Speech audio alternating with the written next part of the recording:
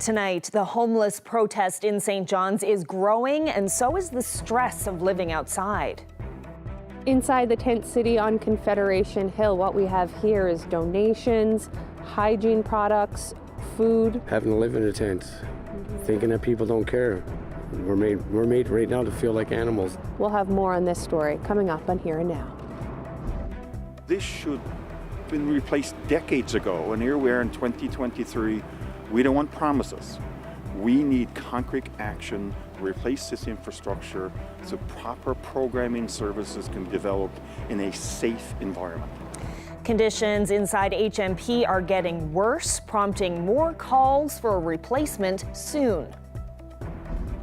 Everywhere I go, people come up to me and say, we're losing faith in the Liberal Party.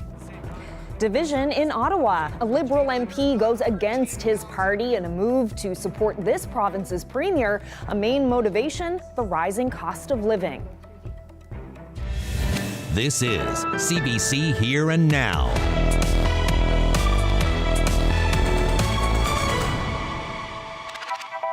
Good evening and welcome to Here and Now. The tent protest near the Confederation building is continuing into its third day. Housing officers have visited, but the dozen or so protesters say they still don't have what they want, a safe place to call home. Here and Now's Heather Gillis reports. This is where Emily Broomfield plans to spend the night. She has a few blankets, suitcases, and a few snacks. It's just like a little bit stressful trying to find a place. She couldn't find an apartment in Corner Brook and stayed at a women's shelter there twice this year. Broomfield came to St. John's on the bus to join this protest for safe, affordable housing. Newfoundland and Labrador Housing says officers have been here daily. Today, one was trying to help Broomfield with a housing application. I got it filled out already, so I give her a copy of it. And what did she say to you about the availability or what she's going to do with those papers that you gave her? She's going to get back to me with it. Until then, another night of uncertainty is ahead. Something Robert Osmond also describes as stressful. What's been stressful about it? Being homeless, having to live in a tent, thinking that people don't care. We're made right now to feel like animals, and we've been trying now for 3 days, I think, to get a porta potty. Supposed to be promises for a porta potty. We still haven't got that yet. People have been dropping off donations, Mary Brown's, blankets, Tim's, even another tent. But Osmond was searching for something else. I want to go somewhere and have a shower and just relax for a bit, just to, get warm, just feel like a normal person for a little while. You feel better? All right. Lisa Reardigan has been here since the protest started, checking in on people and organizing donations. Hot water. And we got the hygiene products and face cloths and stuff like that. So we're doing up kits where they can, wash their face and stuff like that. On top of this homeless crisis, we have, it's inside of a drug epidemic. So as I was out, along my journey and meeting different people, I could never say, oh, I could take you here, there's help for you here. We're in a broken system. Reardigan says the housing officers who have been here offered people places to stay in shelters, the same places people here say are unsafe. Reardigan says government needs to step up. But it's like the head of the snake is over there into the Confederation building. It's Andrew Fury. He's the premier of this province. He needs to take care of these people that are here right now. There is no Liberal politician set foot over here. Jim Dinn has been here every day, and he's been here every morning dropping off McDonald's and stuff. Meanwhile, Osmond has an idea for politicians tasked with solving the housing crisis. Well, I would like for them to spend a night in the tent herself, just this time of year, just to see how much of it is to really struggle. Heather Gillis, CBC News, St. John's.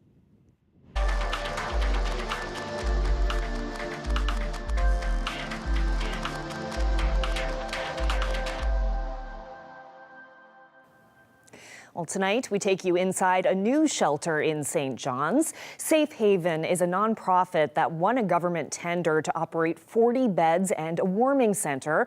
But just as quickly as the beds open, they begin to fill up. It's indicative of how the province is scrambling to deal with the current housing crisis. CBC's Ariana Kelland reports.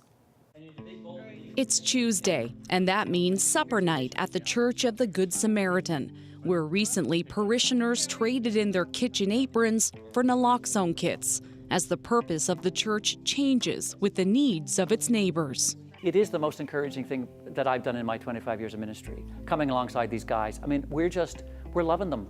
And I think that they're loving us. And of course, we have to deal with all the issues of mental health and addictions. Today, salad is on the menu. The offshoot of the Anglican Church hasn't just opened its kitchen, it's opened its doors to a new shelter upstairs. So we've got lockers for all of our clients, so everybody's got a safe place to store their stuff. Ashley Ben Said runs Safe Haven, a nonprofit that recently won a government tender for 40 shelter beds and a warming center on the second floor of the church. We have been here in the rectory since last summer. The rectory will now transition into 22 female beds for clients that are female, transgender, and non-binary to create a safe space. So we're trying to cover the bases with everybody, get everybody in at the cold before the winter comes. Ben Said is a big player in the emergency shelter system that the government funds and depends on. She operates this nonprofit and 2 other for-profit shelters in St. John's. It's not just single men, often battling mental health and addictions, who are in great need of shelter. Ben Said says she's noticed a startling jump in families in need of help. People are working minimum wage jobs and they just can't keep up with the rent costs, and then they're just, in this situation that they didn't anticipate being in with kids. All of this costs money. In 1 year, the provincial government spent over $5.2 million on for-profit and hotel housing, the majority without wraparound services, and spent about the same for nonprofits like the Gathering Place, Salvation Army, and Safe Haven, filling a void that the Housing Corporation doesn't fill itself. I hold myself at a high standard. We have a social worker on staff, we have a clinical psychologist on staff, we have housing support workers on staff. I love it, man. It's beautiful. I can sleep here. Billy Butler is homeless but happy. Oh, yes, look, she got her full. Because if it weren't for Safe Haven, he says, probably in a tent somewhere, right? Or out on the street looking for somewhere to sleep every night. Butler is from Bell Island. He was in a serious motorcycle accident in 2019 and is unable to work. He moved to St. John's for medical appointments and fell victim to what's become an all too common story. The prices were outrageous, right? Like bachelor apartments is well over $1,000, and then getting money for food, everything was just outrageous here in St. John's. He says this won't be forever. One day he'll get his own spot. Shelter life, he says, was never in the plan, but he's thankful for now. This is nice. Not everyone wants to stay in congregate living. That's one of the messages from this protest at Confederation Building. So this will be used. That shelter living shouldn't be considered permanent housing. For Ashley Ben Said, shelters aren't in her long-term plan either, but says they are necessary now. As the cost of living goes up, vacancies go down, and people are fighting for a place to live. She's applied to build a 20-unit affordable apartment building. I'd like for all of us to be able to come together and create more permanent housing solutions, because without doing that, we're not going to get ahead of it. Ariana Kelland, CBC News, St. John's. Well, meantime, just days after the shelter opened, a St. John's man discovered someone sleeping in the bed of his truck. Mark Wilson says it shows the housing crisis is reaching a new level, and he's still struggling to find the man somewhere to go. He spoke with the CBC's Ariana Kelland earlier this week.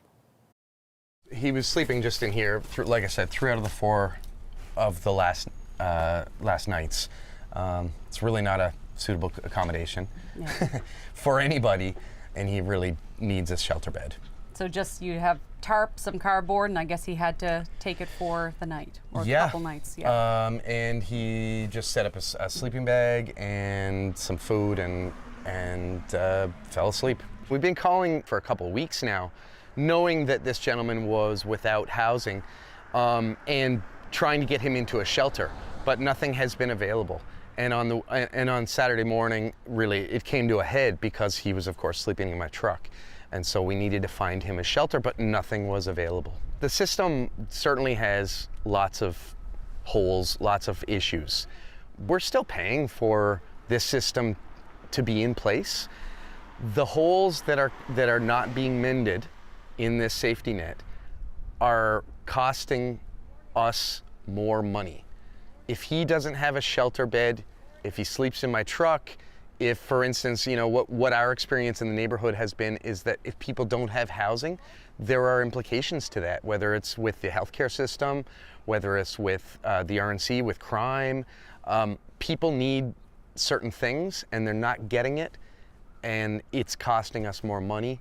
And it's from the terms of, from a person that really feels these things internally, it hurts. It hurts to watch.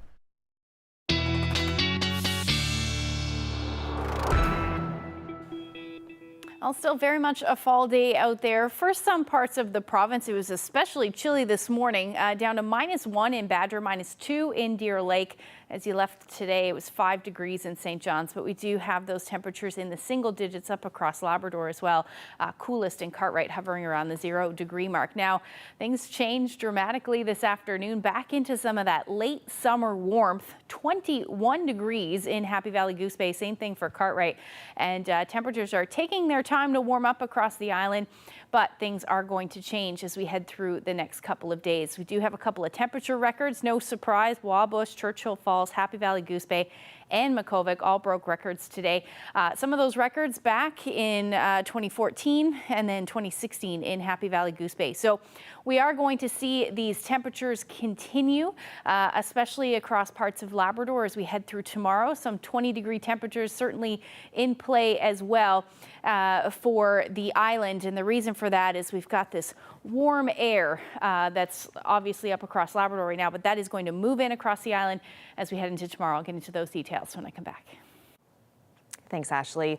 Well, Pierre Poilievre continues to call on the Prime Minister to repeal the carbon tax and says he has an MP from this province on side. The Liberal member for Avalon has said, and I quote, "We are punishing rural areas of our country and the most vulnerable people in society," end quote. The federal Conservative leader is talking about Ken McDonald there, the MP for Conception Bay South. McDonald voted against the carbon tax for a second time yesterday. He's the only member of his party to do so. Earlier today, our CBC colleagues asked McDonald why he made that decision. Same reason as I did it the first time. It was that I felt that this is not the time to be making things more expensive in our communities and in the province of Newfoundland and Labrador. I think I've said before, I do believe in climate change and that we need to do something about it, but not to increase prices at this time. I just think it's a wrong time to bring in those policies. Has your government given you any guarantee that they will increase the rebates for rural Canadians? No, my understanding, they are looking at it. Whether it'll come to fruition or not, I don't know. And part of the reason why I did this was to also support Premier Fury. He's asking for the same thing, for it to be stalled. And I stand with him for that, for the constituents that I represent.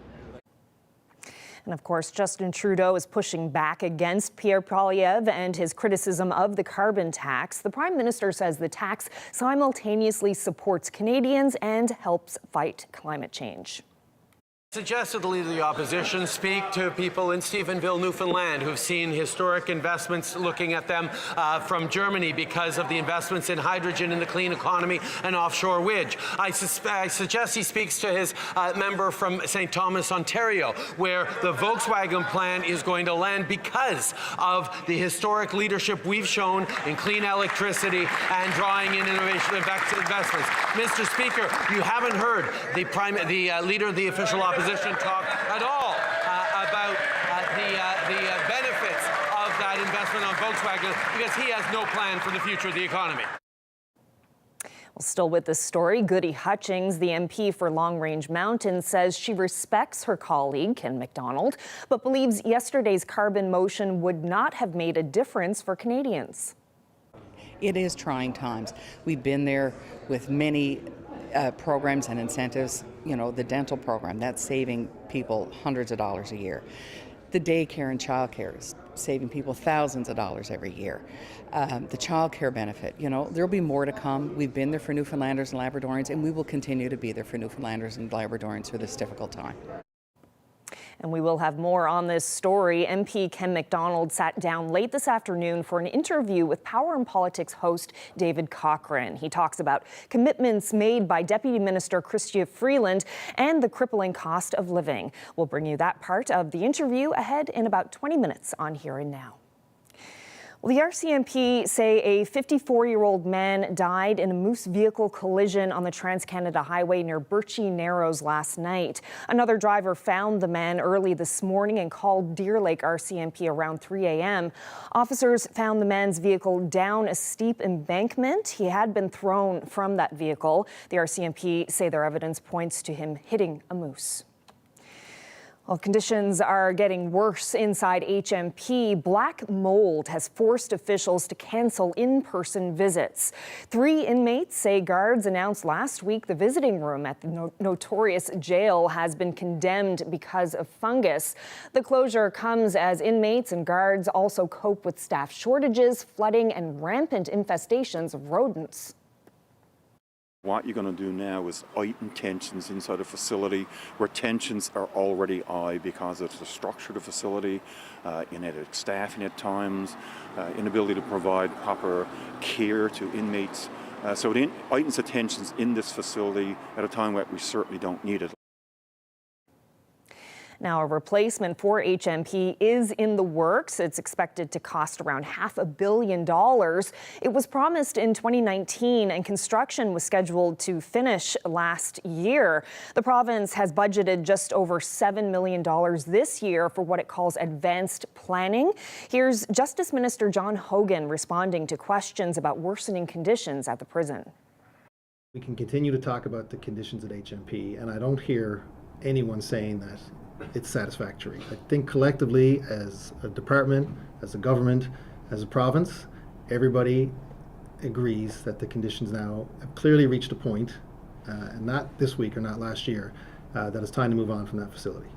And so the government continues to work, and the Department of Transportation and Infrastructure continues to work on designing the appropriate facility to replace HMP sooner rather than later. The Royal Newfoundland Constabulary has created a new unit to tackle illegal drug and gun-related crime. Earlier today, police displayed some of the guns, drugs, and cash that were seized by an RNC pilot project that began in late July. What police found led them to conclude the new Weapons and Drug Enforcement Unit is necessary. We have seen over 20 arrests and the seizures of multiple firearms and also a significant amount of drugs. So we realized that the pilot project was very successful and it was very important for us to continue on. So that's why we created this new unit and provided some additional resources to the pilot project to continue on. We have new numbers tonight on how much time the Premier is spending in the operating room. Here and Now's Peter Cowan reports on how Andrew Furey is keeping up his surgical skills. Andrew Furey's job as Premier keeps him busy, but before he worked here at Confederation Building, he was a leader in the operating room. He was an orthopedic surgeon, and that's a job that he's still doing. New numbers from the Premier's office shows that last year and for the first few months of this year, he spent a total of 14 days in the operating room. All of it was at least partially over a weekend, for example, the Easter long weekend. The sorts of things he was doing there while he was repairing leg fractures or an arm break, as well as dealing with wound care. And he did get paid for his services. He billed $53,000 for the work he did. He got paid an extra amount for being on call, and he also had insurance costs paid for, like any other doctor. In total, he billed $69,000. Now, that's on top of the $160,000 he gets paid for his job as Premier. All of this isn't a surprise, though. He said when he entered politics that he'd keep working as a surgeon in order to maintain his license. In fact, the College of Physicians and Surgeons says you need to work 120 days over a 3-year period in order to maintain that license. When Andrew Furey first became Premier, he was labeled part-time Premier by the PCs under Chess Crosby. But the current leader says he has no issue with the amount of time Andrew Furey is spending in the operating room. I don't have a problem with it. Everybody needs some downtime. You know, if he's using his downtime to do something else that's beneficial, that's even, you know, more positive here. Particularly, I don't know at the end of the day if that helps his personal needs and that, but that's his choice there, and I do appreciate that at the end of the day. But I still have a challenge around the plan that they have around addressing the needs in healthcare. And as for the money, David Brazel says he has no issue with Fury getting paid the same money that any surgeon does for doing the work. Peter Cowan, CBC News, St. John's. A new university program is coming to MUN's Grenfell campus, this one focused on tourism. Government made the announcement in Corner Brook today. It will spend more than $100,000 to develop a new program in strategic tourism management. The program will take 2 years to develop and is for people who want to grow or rethink their tourism business or for new leaders in the industry. What this program is seeking to do is to give the expertise, give the knowledge, give the education, give the training to the next generation of leaders of the tourism industry to take it to that next level. So it's really about thought leadership, it's about creativity, it's about innovation in the tourism industry, or what we might call the visitor economy. Well, in other news, Paradise will host 2 events at the 2025 Canada Games. St. John's is the host city for the national event, and Paradise is now getting a partner, getting ready to host beach volleyball at Paradise Park and lacrosse at the Double Ice Complex. Beach volleyball and lacrosse are high energy, fast-paced sports, which we feel are ideally suited to Paradise. We have the youngest average age population in the province, and our residents are known for their love of sports, especially events in their hometown. And Grenfell's Windsor hosted about 750 seniors at the Joe Byrne Arena today as part of a Seniors Wellness Day. There was music, free snacks, and about 40 exhibitors providing resources and services to people 55 and up. A lot of the people there say it was a good time. Well, I think it's nice. It's, everybody is getting a little bit of this, a little bit of that, Oh, I think that's nice. A lot of people are meeting people they've probably never seen before, or for a while, I mean. And that's like me, Yeah, I enjoy that. I know a lot of people, And it was nice for me to see some people that I think a lot about, It's fabulous. So this is the biggest crowd I ever saw here in 2023. The last time that we did this, I think it was 2019, just before it all started in 2020 with COVID. And I said, I think everybody is so happy to be out today and socializing and that. And even me, I'm excited as well. It's really nice. It's a lovely event. It's informative, and it's really what we need, because we're all aging. And events like this, besides the information, you run into people you probably haven't seen for months or years or whatever. So it's a social event as well as an informative event. I think it's put together very well. Well, it's more socializing probably than anything. Oh, thanks. It's social. That's what it's all about, I think. Social, just to get the seniors out of their houses, because they're buried in most of the time, 90% of the time they're buried in. So it's nice to get them out and cooperate with everybody else and have a chat, whatever.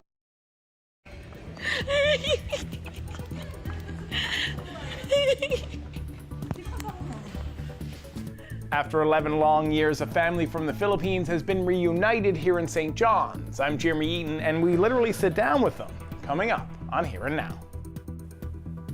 Well, we have some warm temperatures on the way as we head through tomorrow and into the weekend. I'll get into all the details when I come back.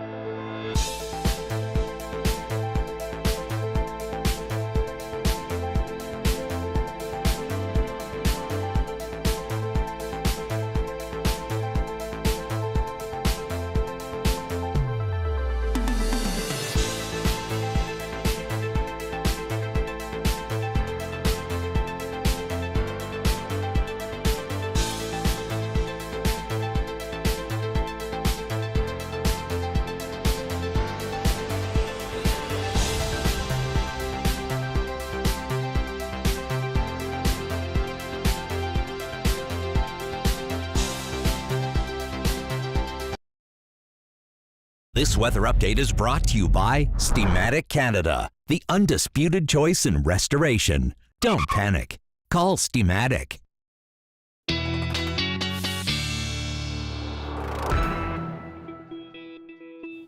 Well, Ashley, I pulled out my gloves today. It was a cold one in St. John's, but not so much in Labrador. Yeah, it was chilly start to the morning for sure, but yeah, definitely not the case up across Labrador. We talked about the record-breaking highs today for a good chunk of the Big Land. Take a look at your temperature change in the last 24 hours, 12 degrees warmer than it was yesterday at this time.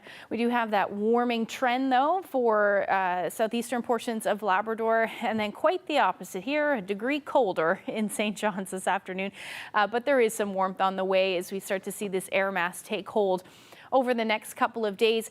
Temperatures well into the upper teens and low 20s, 21 degrees in Churchill Falls. That was the hot spot today. And across the island rather. Temperatures the warmest in the west or southwest, but still hanging on to those single digits along the northeast coast. Now, like I said, that will change. The reason for that, an area of low pressure to the north. We've got a couple of fronts associated with that. So we do have this warm southerly flow moving in, and that's going to eventually take hold as we head through the day tomorrow. On the backside of this cold front, though, some much colder air affecting a good chunk of Western Canada. And that's going to head into Ontario over the next couple of days as well. Taking a look at the current conditions, black sky there apparently, but no, it's 6 degrees right now in St. John's. Not a whole lot of wind to speak of either east-northeasterly winds around 7 kilometers per hour. Wind gusts no wind gusts out there at the moment. But if you take a look at the single-digit temperatures, pretty much all along the northeast coast, we still have a beautiful evening in Happy Valley Goose Bay at 20 degrees and sunshine as well. But things are changing. We do have some cloud cover and some showers to the west, and that will head further east as we head through tonight. So you're looking at clouds on the increase for the most part across Labrador. And that's the story across the island as well. You'll likely see a few showers developing for Lab West, same thing for northern Labrador. As far as the island is concerned, generally cloudy. Now we are looking at some potential for some fog patches along the south coast of the island, and then potentially some drizzle for the northern peninsula and all along the northeast coast as we get into the early morning hours tomorrow. But otherwise, it's a fairly quiet night tonight. Those temperatures are actually going to warm up, especially across portions of northern Labrador, where we will see those temperatures bottom out around 10 degrees, but then warm up as we get into the morning hours as some of that warmer air starts to take hold. But yes, that's where the warmest temperatures will be. As far as the western portion of the island and the southwest, you are looking at your temperatures between 11 and 12 degrees today, but still hanging on to the single digits pretty much everywhere else with those light winds as well. Into tomorrow afternoon, we're generally looking at a clearing trend across the Big Land. You're still hanging on to that chance of showers, drizzle, and fog, though, along the strait, and that's because you're in onshore flow with this more moist, humid air mass. So that's the story for you. And eventually, we are going to see a clearing trend through portions of central, a mix of sun and cloud through the west coast, and it does look like southern areas of the island are going to clear out as well. Likely hanging on to that drizzle and cloud cover for the northern peninsula and even along the northeast coast, including here in the metro area tomorrow. You may see a few peaks of sun, but overall tomorrow's going to be a fairly gray day, and that will stick around at least through to Saturday morning. Now, temperatures for central and western portions as well as the south coast, looking at a nice day, temperature-wise anyway, between 19 and 22 degrees. Now, the Avalon's going to hang on to the teens. And that's just because those southeasterly winds are going to stick around. And same thing for the northern peninsula as you're in those onshore winds there between 15 and 13 degrees. Now, another record-breaking day, more than likely up across Labrador, 23 degrees in Cartwright. Same thing for Happy Valley Goose Bay. Hanging on to the mid to upper teens for the north. And then again along the strait, keeping those temperatures a tad cool. And that's just because you're in that onshore flow. So the fog and drizzle will continue for you. Now, these milder temperatures are going to stick around for a couple more days into the weekend, and I'll break that down for you when I come back.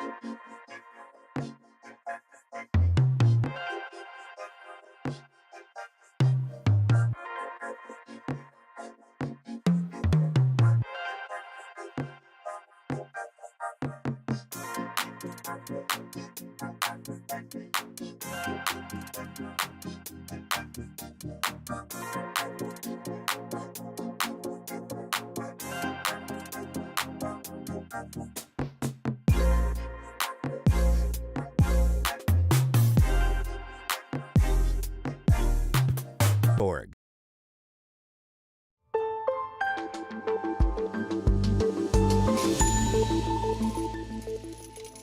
Returning now to a story we brought you earlier in the show, a Liberal MP from this province has broken ranks and voted against the carbon tax for a second time.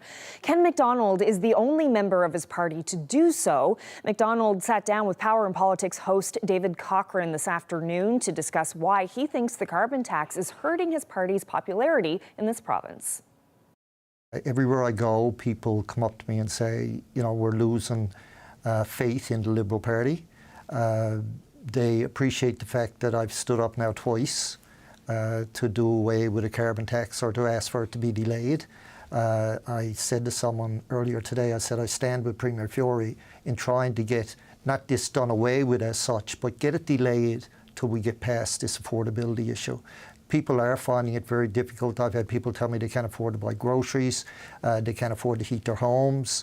And that's hard to hear from especially seniors who live alone and tell me that they go around their house in the spring and winter time with a blanket wrapped around them because they can't afford the home heating fuel and they can't afford to buy beef or chicken. I mean, that's heart-wrenching when you hear somebody say that to you. And my purpose and the way I voted was to make sure that their voices are heard. Have there been any consequences for you for voting this way? Have you gotten any blowback from the party leadership? No, not at this time. Not at this time. You mentioned Premier Fury, Andrew Fury, the Premier of Newfoundland and Labrador, the only Liberal Premier out there. Do you think the party leadership truly grasps the implications of this policy on rural Atlantic Canadian seats in particular? I think they're starting to understand it. It was a topic that came up at National Caucus as well, of course. And we had a commitment, I guess, from some of the ministers that they would take a closer look at this to see exactly what they could do. I'll use the example of Minister Freeland came to me when she was in Newfoundland to meet with Pattern in Argentia. Right. And she told me, she said, I am going to correct this, and you were right. And I think she meant I was right on the first vote that I did in the first. Right, because this is the second time you voted against the government on this. So what does a correction look like, right? Because the Atlantic provinces kind of had their own way of getting around the federal backstop until it became untenable and they sort of ended up signing on. So, but what does a correction look like that would satisfy you and other people in the province? I think a correction that would make the most sense would be to delay it at this point. Look, everybody in Atlantic Canada believes climate change is real, including me. Delay which part, though, Mr. MacDonald? The clean fuel standards, and as well the tax and the home heating oil. Right. I think if that could be delayed and moved down the road, whether it be 4 months, 6 months or a year, that would allow things to settle and see where the affordability issue is at that time. We can't keep adding on to expenses. And David, you know that everything in our province comes in by boat and by truck, and they burn fuel, lots of it. And that cost to bring it in is going to be added to every item that gets on a store shelf somewhere.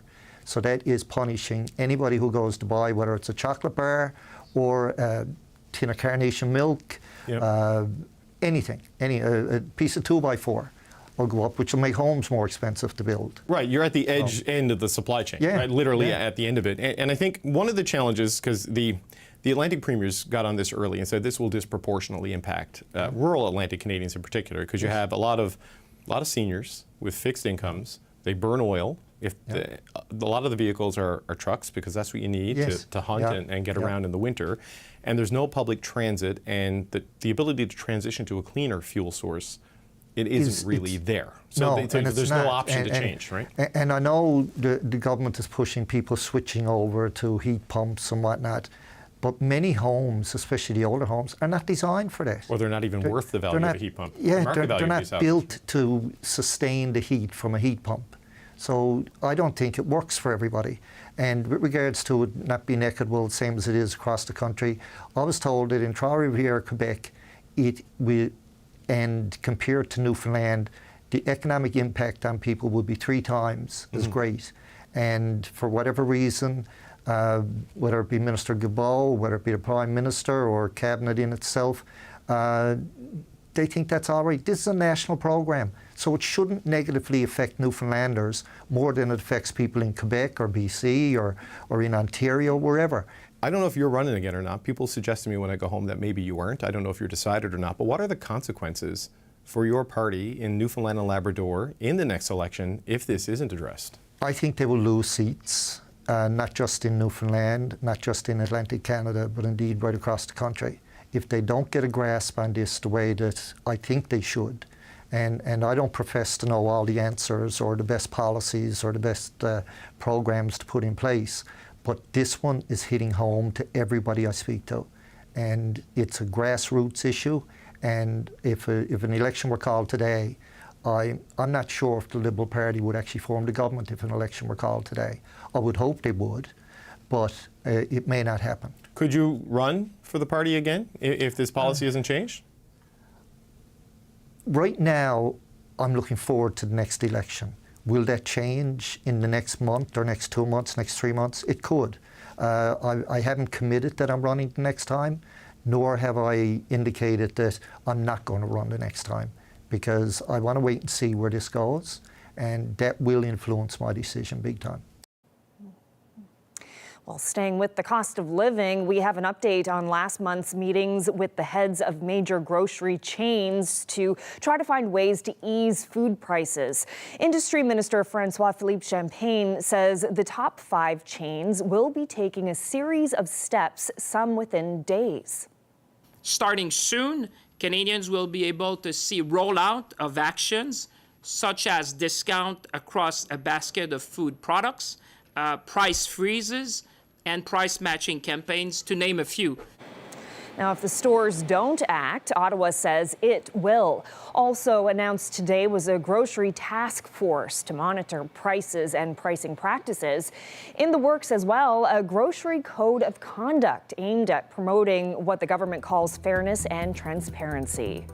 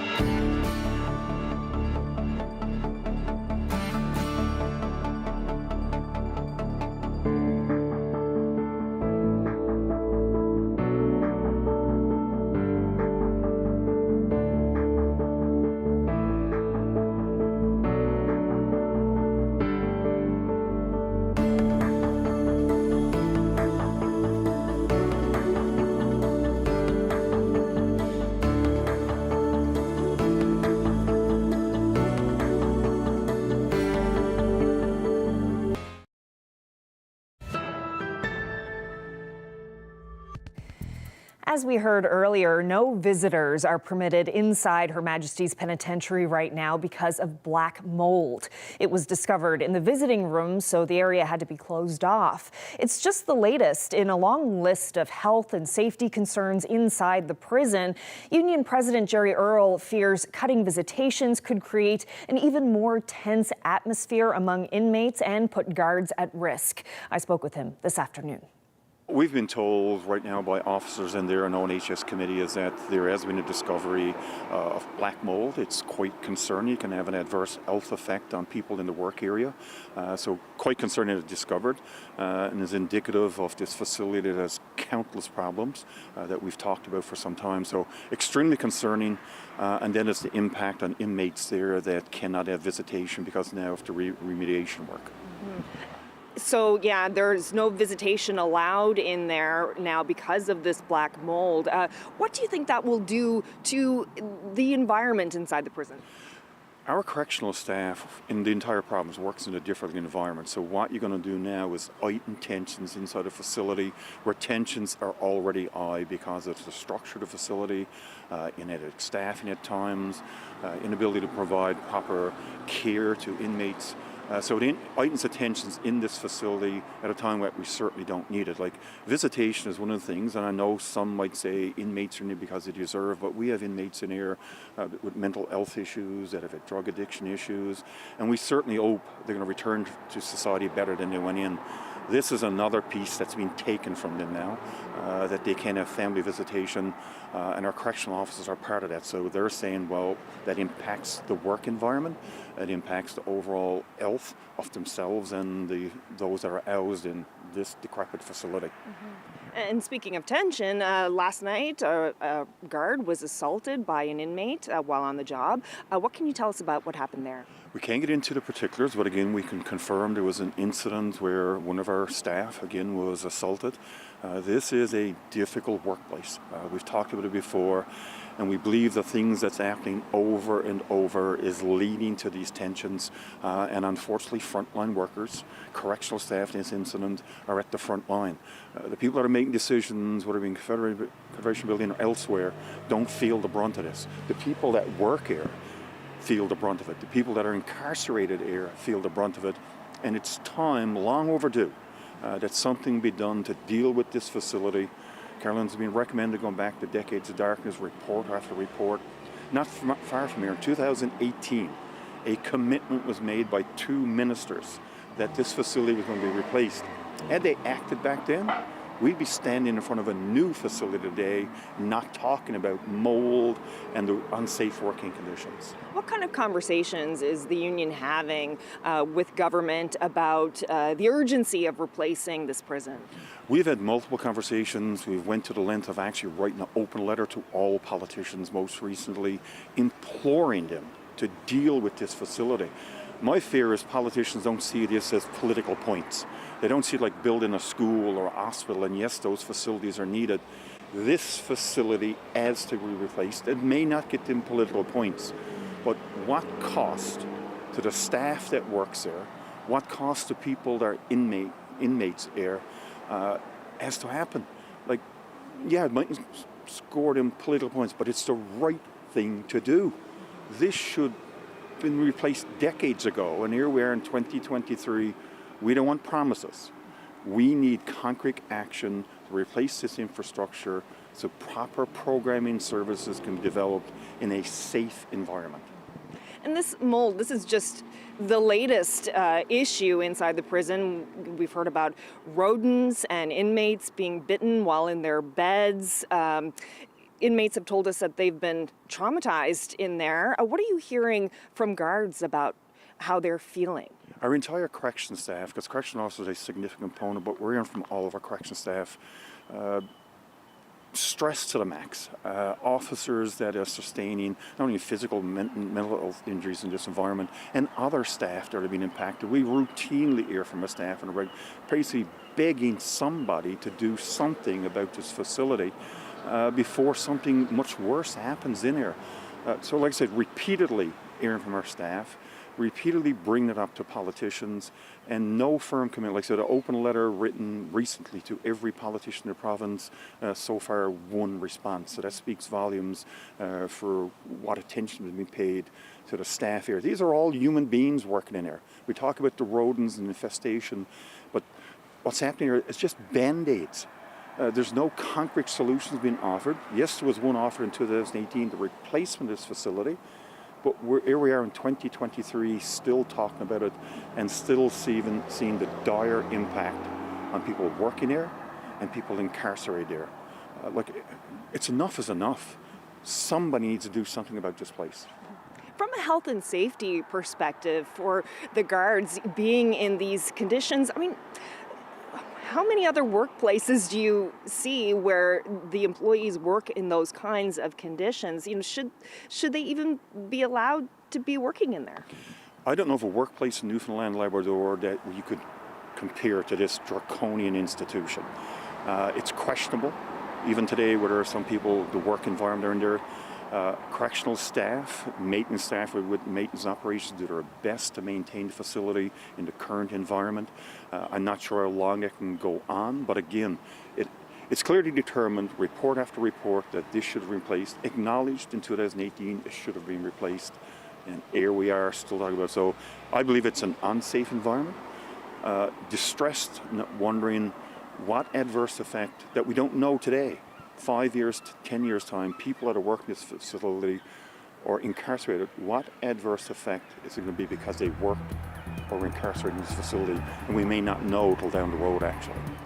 Jerry Earle, thank you so much for this. Thank you for the opportunity.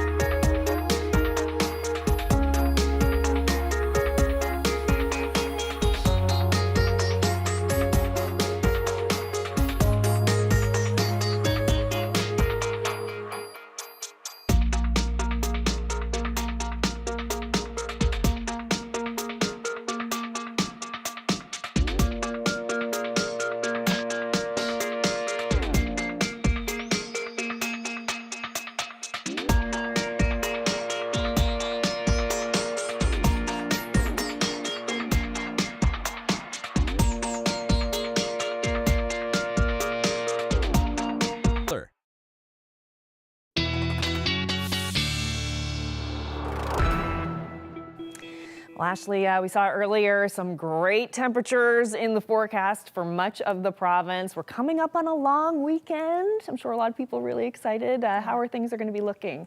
Yeah, it's going to be a bit unsettled in some cases, but we should see the sun for a lot of us as we head through the weekend, and also some warmer temperatures as well. Let's take a look at your Saturday forecast. It does look like a good chunk of central west coast is going to see those temperatures well into the double digits. 20 degrees in Gander, 22 in Grand Falls, Windsor.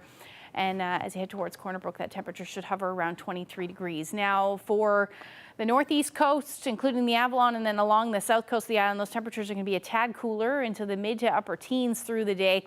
And we're still looking at that onshore flow for those of you along the strait. So the potential for some drizzle, likely cloudy through the day, and some fog patches will stick around as well. That's also why you're seeing these temperatures a tad cooler than that. Labrador, the nice stretch of weather will continue as we head into Saturday. 22 degrees for Happy Valley Goose Bay through the day. That'll be the story up across Cartwright as well.